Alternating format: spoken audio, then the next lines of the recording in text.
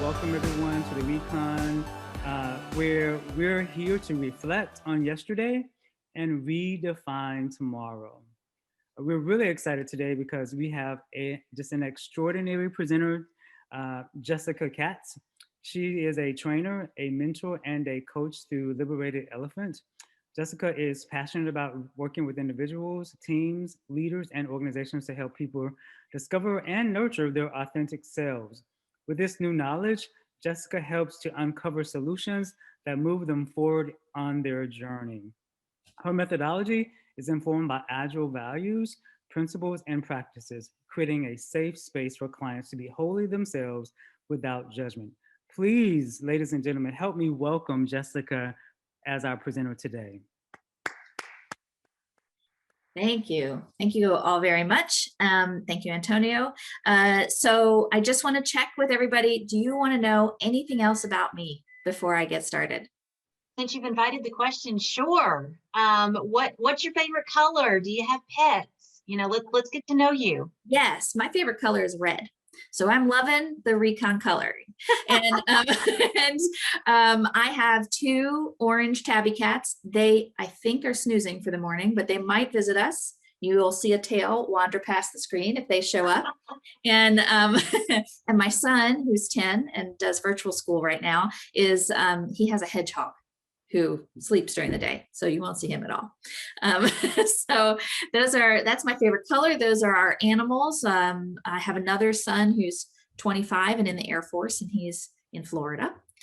And my husband is around the house as well. So hopefully you won't hear any background noise. It may happen, but that is my reality. Anything else anyone would like to know? Yeah, it's awesome. And thank you for sharing a little bit about you personally. It's great to hear about your family. Thank you. Great, thanks. Awesome. All right, well, oh yeah, go ahead, Vivian. Question, where are you located?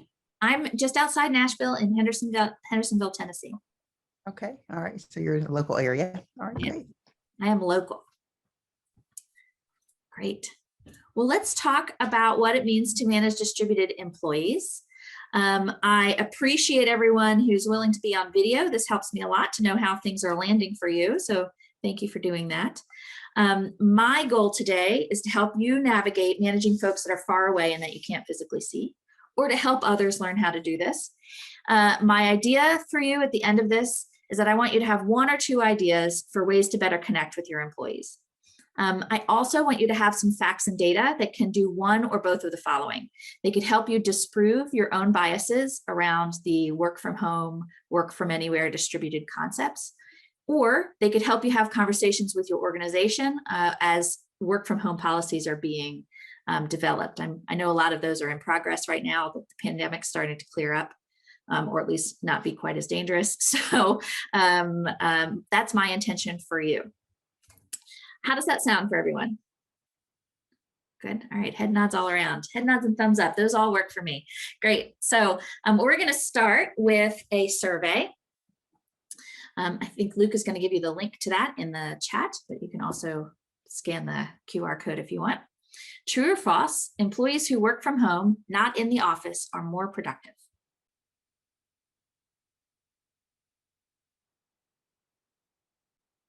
All right.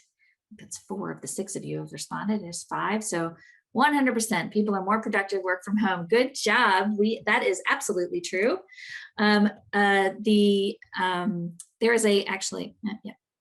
a report out that talks about exactly how productive we are in our work environments. Most of the time, if people work in the office, we can expect about 2 to 3 hours of work out of them a day.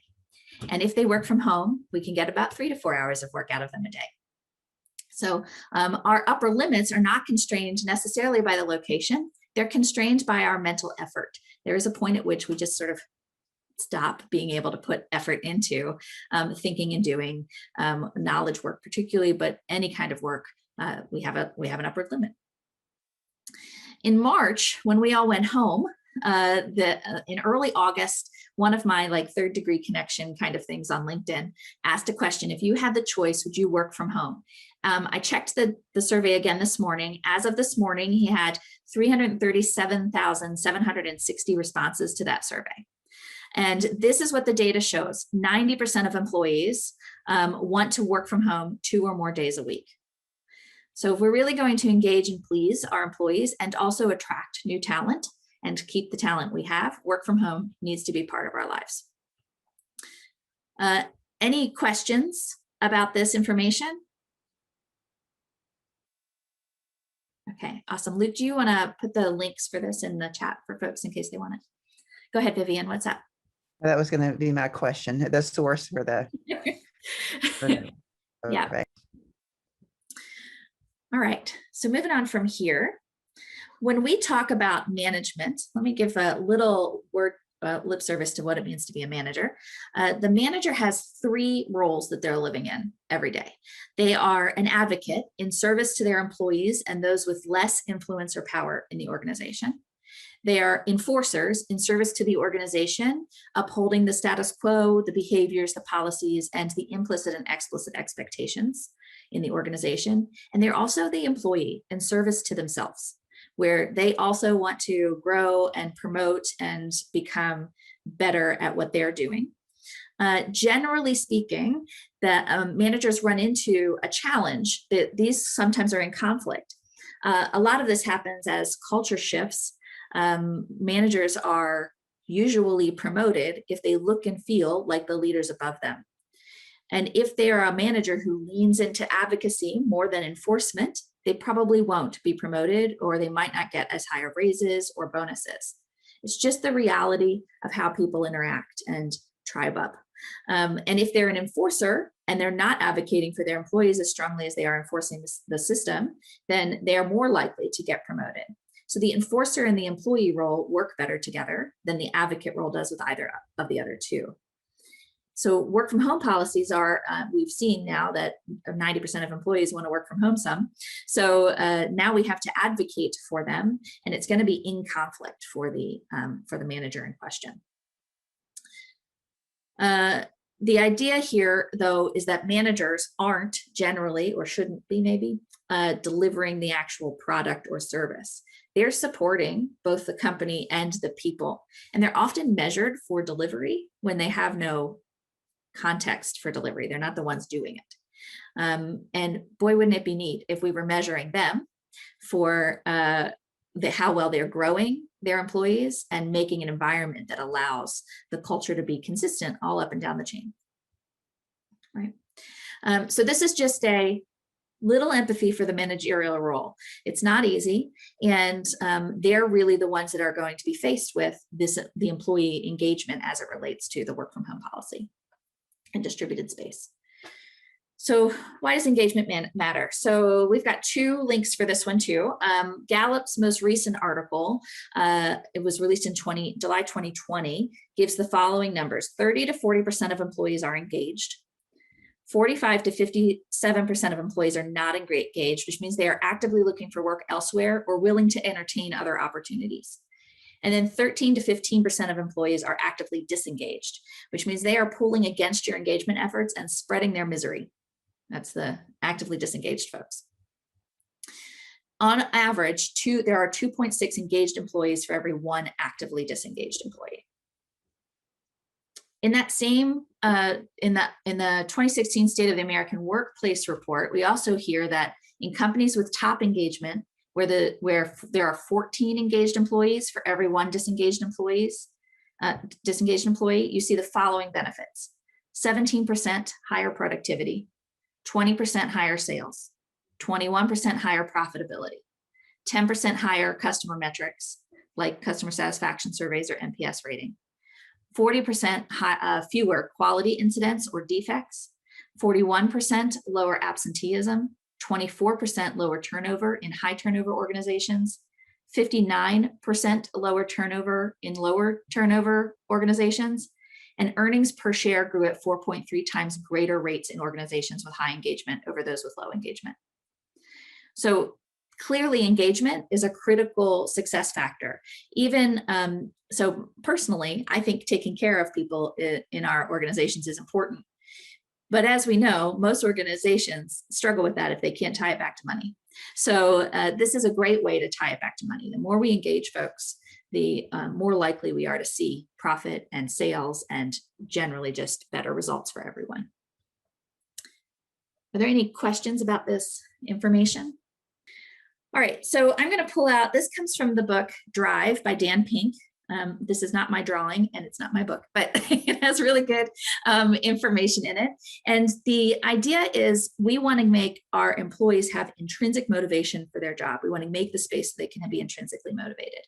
And these are the three aspects of it. I'll dive into each one momentarily. But these are the three aspects of it. One of them is autonomy. So this is freedom freedom of choice in my work.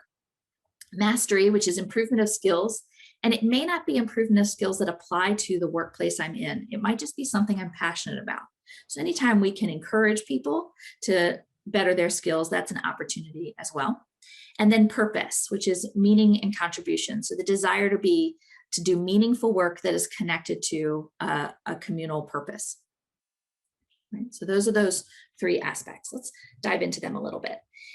Here's autonomy. So this means that the employee can self-direct when, where, how, what, with whom, and what they wear. So this is deep autonomy. In Harvard Business Review just released a paper on this, and this is the diagram they're using to talk about this. The article is how to do hybrid right, because we are going to probably see a lot of hybrid places. And the idea is to create as much place and time autonomy as you can. If you can get to anywhere, anytime. That does probably mean that teams that are working together will need tools for how to have these conversations so that they can better work together in an anytime, anywhere place. But if we also gave people the power of with whom and what they work on, then teams could self-select. All night owls could work together, right? So those are some options that show up in here. Now, I'm going to say this caveat: give as much freedom in all of these questions as you can.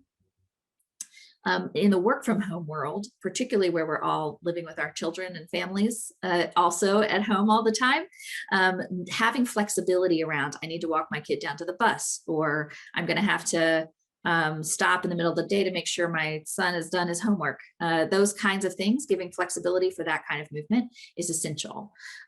It's a kindness and a care towards employees that will also engender engagement. Any questions about autonomy? All right, so let's talk about mastery. And in the space of mastery, this is employees improving skills that the employee is passionate about. And you can see things like Wikipedia as a good example of where people dedicate their time to things and they're not getting paid for it. Wikipedia, people submit articles all the time about things they're just excited about. And then there's other people that go in and fact check stuff just because they're excited to do that work. And they're not getting paid for that at all. Craigslist is another example. The market showed up and people are buying and selling and trading just because they want to, not because they're being paid to do it. So we really want to hone in on what are they passionate about mastering. Yes, ideally, they also want to master things that are going on for themselves at the office. But let's say you've got an employee who's passionate. Actually, I have a good example. I worked with had a coworker who was really passionate about making delightful mixed drinks, which was fantastic. And so every now and again, we would have a happy hour in the kitchen at the office, and he would bring all the supplies and teach everybody a new mixed drink, and everyone would get to taste it. So that was a way, right? Samples were necessary. And that was a way for us to for him to live his passion at the office and get better at his passion, and for us to benefit from it and create community at the same time. So those opportunities where they're passionate about something that has nothing to do with the office, giving folks those opportunities to better master those. I'm an avid crocheter. I crochet like a crazy person, and I'm always looking for some way to increase my skill there. Different patterns, different stitches, different yarns, different sizes, different textures, all of that is what I'm after. And I'm always changing it up. At that same office, I started I'm going to say a curse word. Is everyone okay with that? One curse word. I started a stitch and bitch, and we all got together and did fiber arts together. So we got together, and I would crochet, and somebody would bring their knitting, and maybe somebody would have their cross stitch. And we ended up teaching a couple of people because folks were curious. And so we taught a couple people those things. And then I had a whole group of people I was connected with a similar passion. What we're talking about really when we get into mastery is this idea of flow. We want something to be difficult enough that it's interesting, but doesn't give me frustration or anxiety, and not so easy that it's boring. And the higher skilled someone is, the more likely they are to be bored. So if I've got an engineer in an organization who's like the top of the tier and is killing it on, I don't know, Python as a language, right? They've got that nailed. They're probably not going to get a lot of excitement out of mastering that skill. So what skill would they be excited about? Is there another opportunity in the organization? Maybe it's time for them to stretch into leadership or teaching others. So what we are looking for is the skill set that would make things stay interesting, not too difficult to cause anxiety, frustration, or fear, and not too boring or not too easy to cause boredom, routine, or loss of interest. And here's a tip. As the manager, you don't know what this is for them. You have to ask. Okay. So here's the idea of purpose. This statement, here's the proper pronunciation. I'm going to Americanize it terribly and call it ikigai. And ikigai is a Japanese concept that means it's the reason for getting up in the morning. It is the meaning of your life and your reason for being. That's really what you're after in the state of purpose. And it has 4 parts in it: what you love, what you're good at, what the world needs, and what you can be paid for. Ideally, you get all of those things at once. Right? So if you can do what you love and it's what you're good at, it's a passion. So my crocheting skills, they're definitely a passion. I don't actually want to get paid for them because it sort of sucks the joy out of it for me. So that's a passion space. Mission, what you love and what the world needs.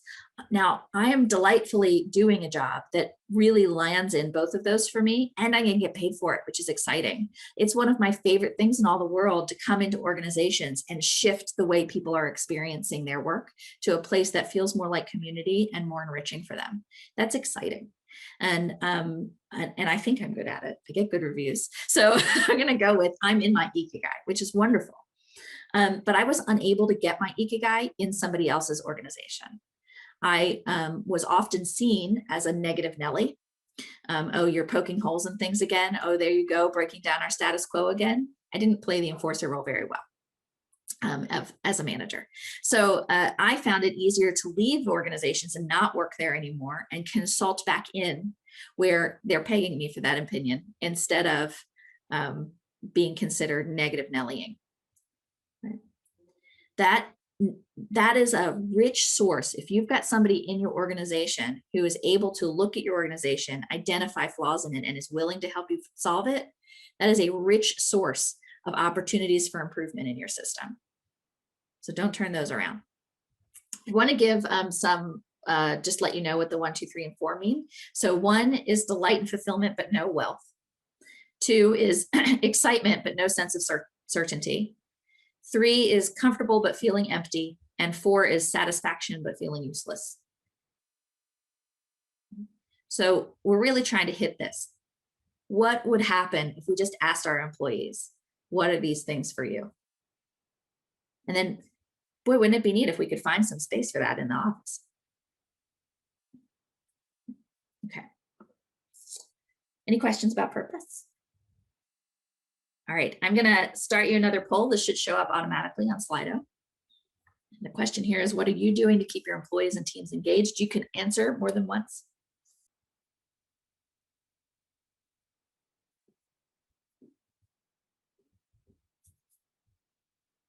Virtual happy hours, those are great. Constant communication. Mm-hmm.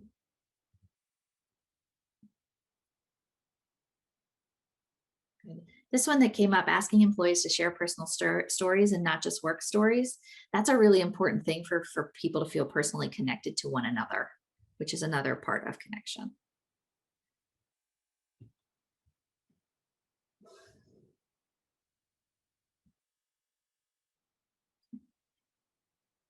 Great. Anyone still typing? All right. So here's some suggestions I have for each of the hats. All right. So in the advocacy role, give them the tools and education they need to succeed. So if you're going to have a work from home policy, go ahead and give them the equipment so that they can work from home. I'm dual monitoring, for example, and many folks could use that at home. Help them balance work and home needs. So this is really listening. What's going on at home? How can I help you? Warn them if they are traversing into career limiting interactions. You as a manager have more insight into the system and what behaviors are expected or okay inside the organization. So if you've got an employee who's like me and comes across as a negative Nelly, it's good to pull them aside and say, listen, I see what you're trying to do here. I want to mentor you through this so you don't hurt your career in the process. That's a really important thing, and it also raises their perspective of the system at large. Any questions about advocacy? Let's talk about the enforcer then. So communicate clear vision and guardrails. Vision is not how to do a thing, it's where we're going so they can figure out how to do a thing. Communicate performance expectations. So anything that is implicit in your system, like here's a good one. I worked in an organization that wanted people to have executive presence, but nobody could tell me what executive presence was. No one could tell me what executive presence was. I was like, if we can't tell people what it is, they can't do it. So if you've got one of those, make it really explicit. Look for patterns among many employees and champion organizational change. So if you've got a lot of employees all complaining about the same thing or struggling with the same issue, that's an opportunity for improvement in the organization at large or in you as a manager. That's the enforcer space. And then as the employee, take care of yourself. Model the behaviors that you are asking of them.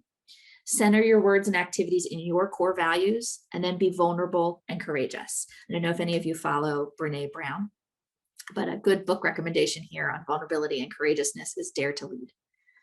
One more thing as the employee, there's something called the kvetching circle. The kvetching circle essentially says that if you're the person at the center of pain, so if you as an employee are struggling inside the organization, don't kvetch down. Kvetching down is the wrong direction. Kvetch up, right? Go find a peer or a coach or a mentor or another leader in the organization and kvetch to them. Kvetch is a Yiddish word for vent, by the way. So figure out what your circle is and kvetch in the right place. So that's my content today, and this is how to reach me. I'd love to open up the floor for any questions or sharing if you have some other examples of things that you are going to try now that we've had this conversation or new perspectives you've learned. I'd love to hear that information. Any questions, just go ahead and shout them out. Hey, Jessica, this is Vivian. Yeah. Thinking about that conflict a little bit between the advocate and enforcer, particularly, especially as we were trying to engage employees and knowing that the challenges that they are going through, especially at a time like this. Yet the organization as a leader, right, expects the work to get done, expects, certain guidelines to be followed through on. And at the end of the day, as you mentioned, performance.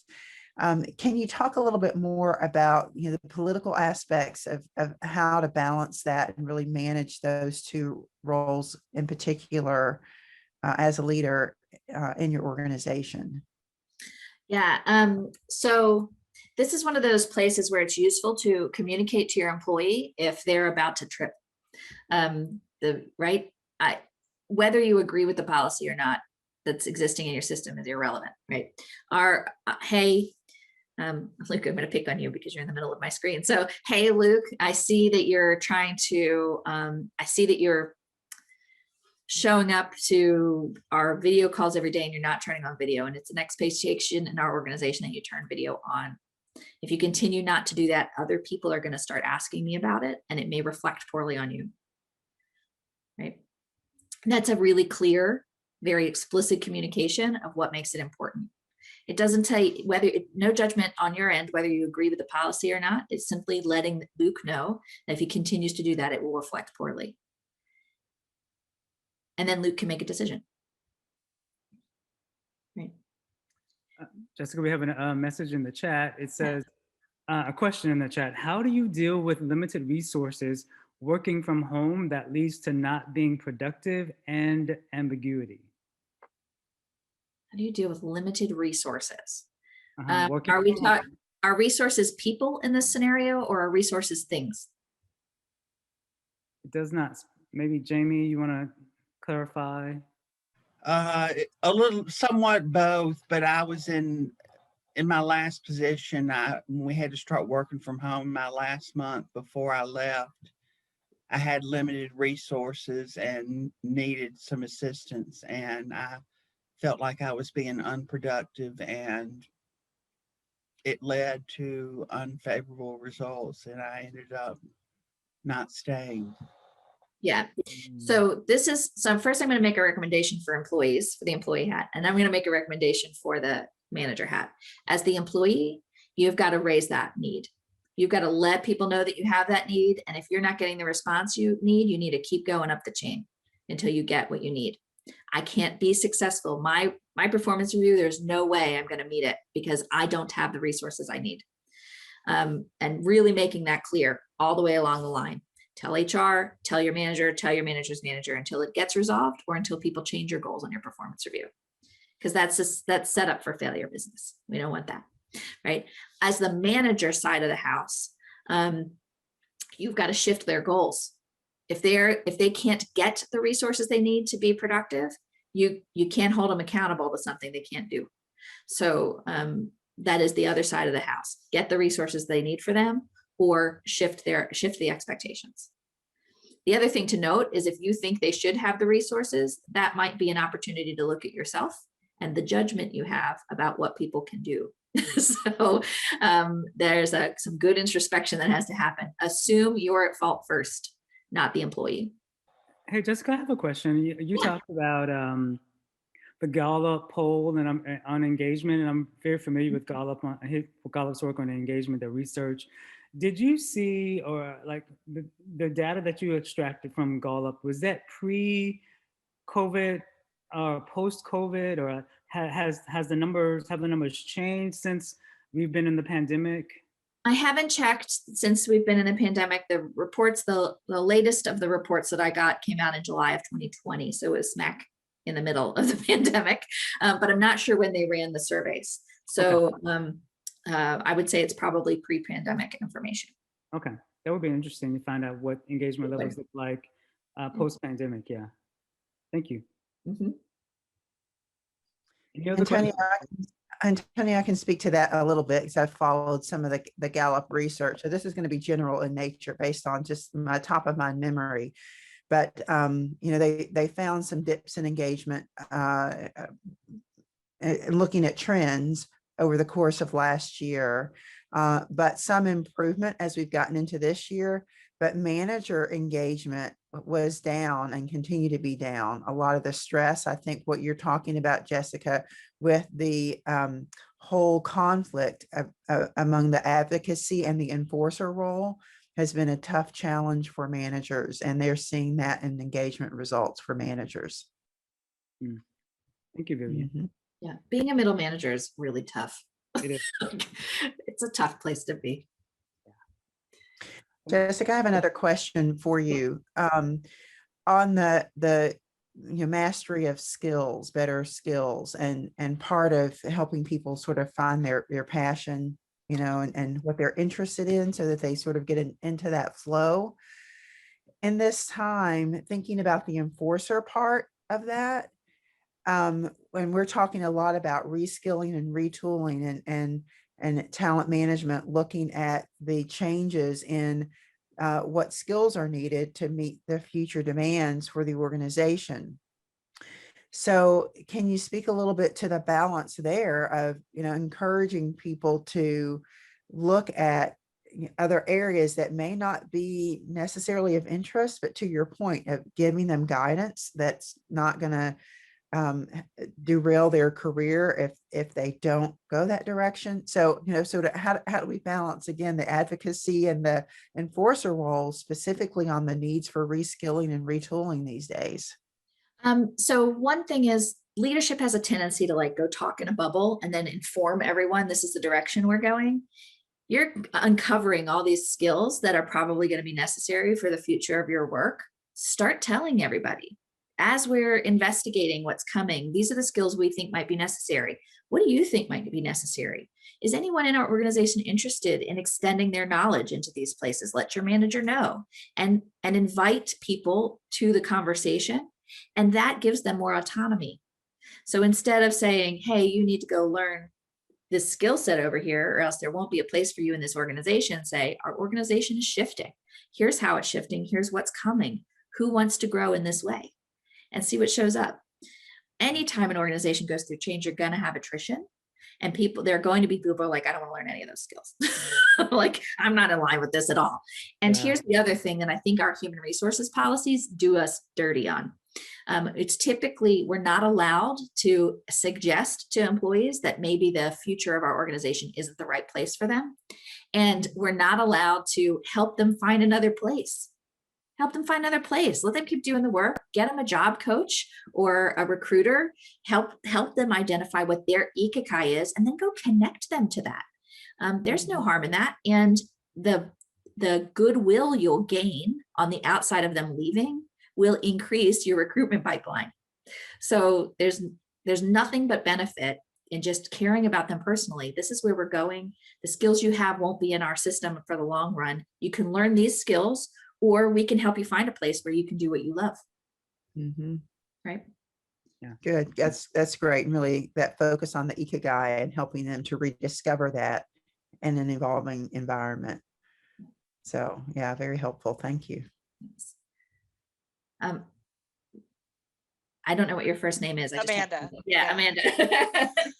Well, I guess one thing, which we're just talking about, I've heard it as, you want someone to be successful, whether here or somewhere else. And I always kind of like that, especially if you're having to make the discussion of, it's not going to be here. Yeah. So like, I want you to be successful somewhere else.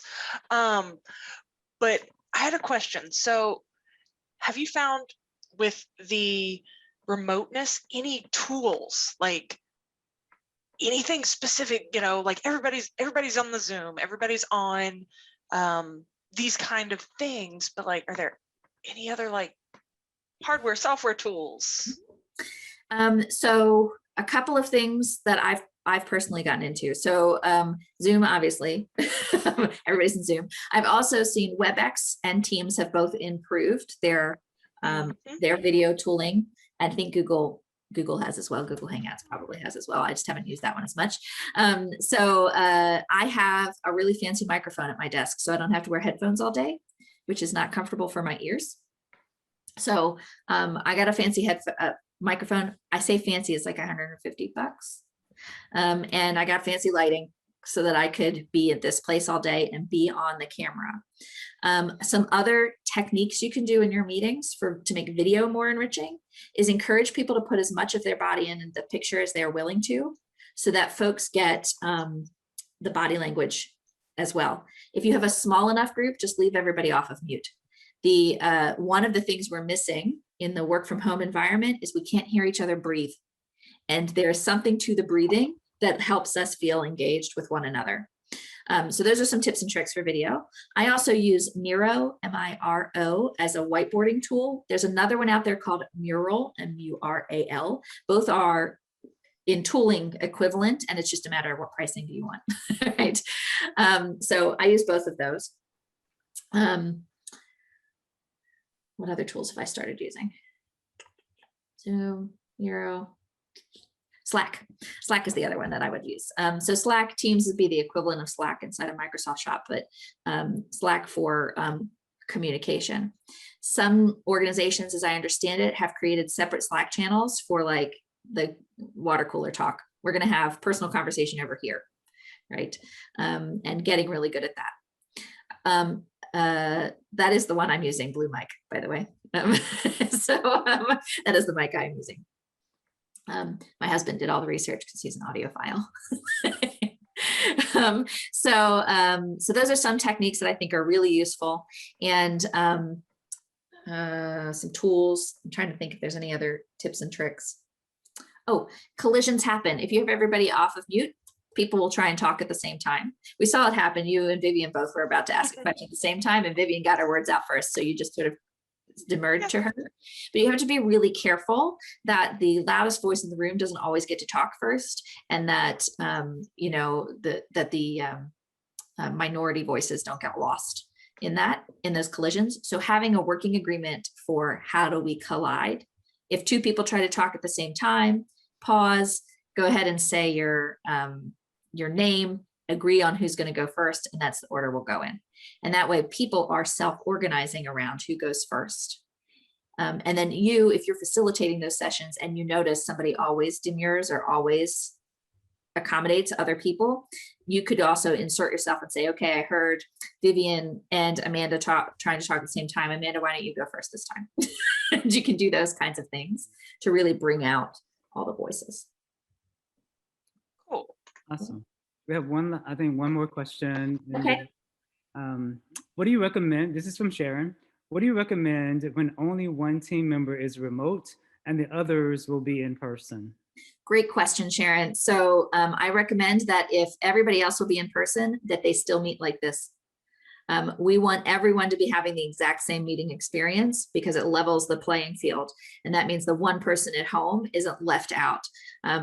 I remember this happening before the pandemic. You'd have like one person at home, maybe two people at home, or maybe you'd have two people in one office and four people in another office, and you could never tell what was going on because you couldn't hear everything. All the voices inside one room would be talking over one another and talking to each other, and they would forget that there was somebody else.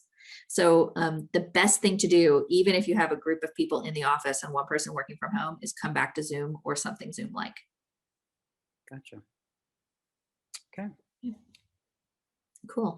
I think we are coming into the close, and I know Antonio has some closing things. So thank you everyone for being engaged and attending this today. Hopefully I'll get to hear from you again or see you more in the future. Yeah, since I will just applaud because we're virtual, and I just love applauding. So you got to have some kind of affirmation. But thank you, Jessica, so much. This was a wonderful session, and we'd love to hear more from you in the future. And thank you, participants, for joining this session of the Recon Conference. We're so happy to have you here today.